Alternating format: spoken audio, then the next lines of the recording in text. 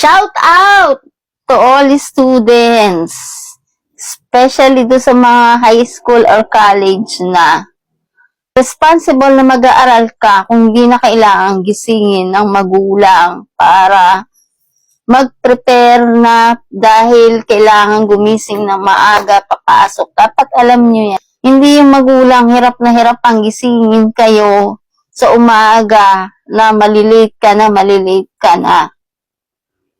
So, maaga pa lang gising ka na, nagpiprepare ka na para sa sarili mo.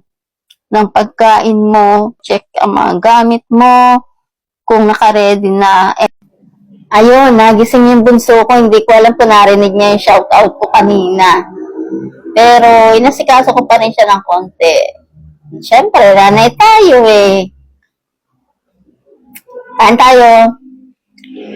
Ayan, kaya mga anak, kapag tanghali na kayo gumising, yung nanay nyo maaga pa lang, stress na, galit na. Pero kapag maaga kayong gumising, nakita niya na nakapag-prepare na kayo ng food, kumakain na, or nakaligo na. Di ba maaga pa lang, pasaya nyo na kaming mga magulang, kaming mga nanay. O magtulungan tayo, malalaki na kayo dapat. Alam niyo na rin ang dapat gawin para sa sarili niyo. Wag nang iasa lahat sa magulang. Maagang sermon na, no?